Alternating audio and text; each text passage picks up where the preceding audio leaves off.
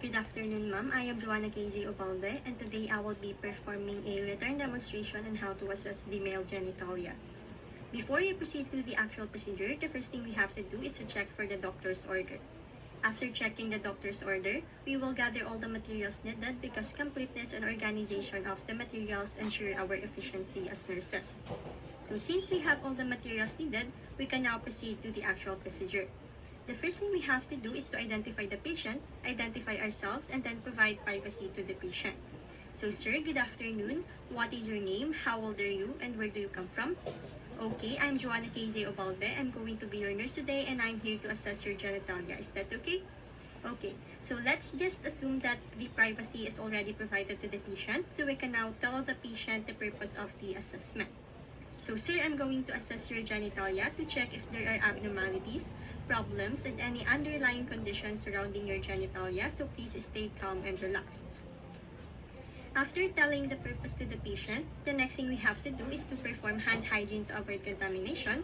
We will also tell him to wear the laboratory gown in order for us to assess him properly, and we will also place the patient into a supine position in order for us to access all the parts that we will be assessing. After that, we will now begin the assessment. So first is the penis. We will inspect the base of the penis and pubic hair. We will note the pubic hair growth pattern and any exudation, erythema, or infestation at the base of the penis and within the pubic hair. So as I am inspecting, I see the pubic hair is coarser than the scalp, and the base of the penis and the pubic hair are free of exudation, erythema, and infestation. After that, we will also inspect the skin of the shaft. So we will observe for rashes, lesions, or lumps.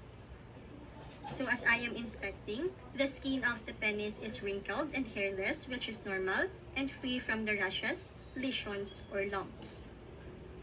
After performing the inspection, we will now perform the palpation. So first, we will palpate the shaft.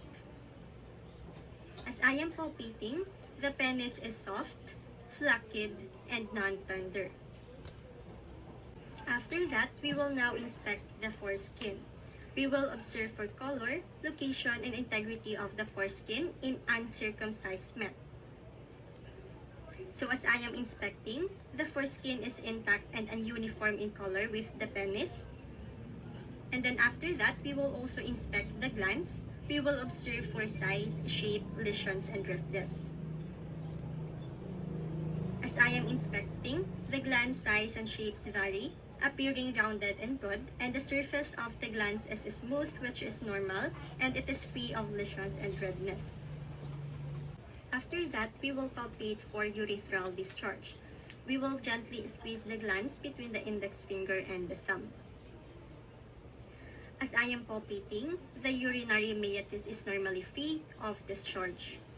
After performing the assessment of the penis, we will now perform the assessment of the scrotum. So first, we have to inspect the size, shape, and position of the scrotum. We will observe for swelling, lumps, or bulges, and we will ask the patient to hold his penis out of the way. So as I am inspecting, I can see that the scrotum varies in size according to the temperature and shape. The scrotal sac hangs at the level of the penis, and it is not usually symmetrical, which is the left side of the scrotal is lower than the right side. After that, we will now inspect the scrotal skin. So we will be observing color, integrity, lesions, and rashes. So as I am inspecting, the skin is thin and rugated with little hair dispersion. Its color is slightly darker than the penis, and it is free from lesion and rashes. After performing the inspection, we will now perform the palpation. So first, we will palpate the scrotal contents. We will palpate each testis and epididymis between our thumb and the first two fingers. We will note the size, shape, consistency, nodules, masses, and tenderness.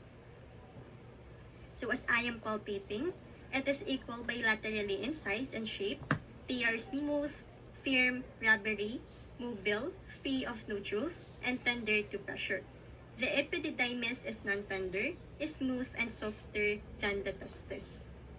After palpating the scrotal contents, we will palpate each spermatic cord and vas deferens that forms the epididymis through the inguinal ring. The spermatic cord will lie between my thumb and the finger. So, note for any nodules, swelling, or tenderness.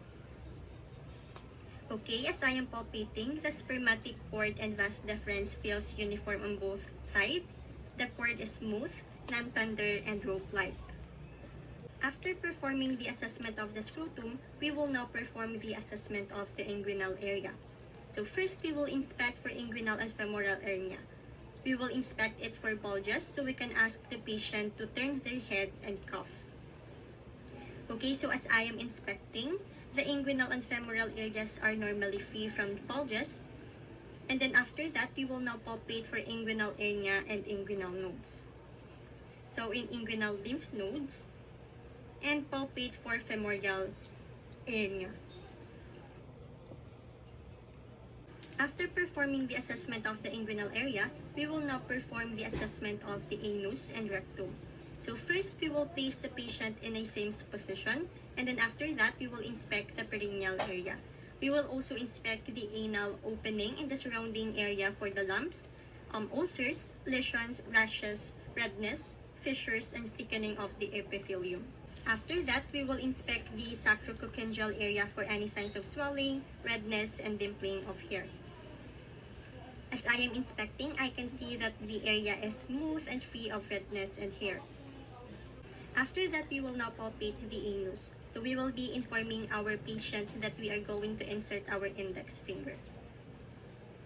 Okay, as I insert my index finger, the patient's sphincter relaxes, permitting to entry, which is normal.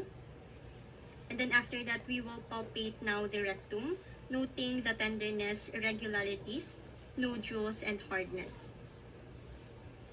As I am palpating, the rectal mucosa is soft, smooth, non-tender, and free of nodules. And then after that, we will also palpate the peritoneal cavity, noting the tenderness or nodules.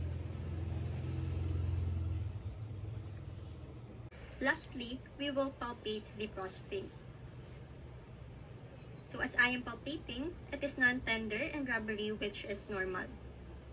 So after all the procedures were conducted, we will place back the patient into his comfortable position.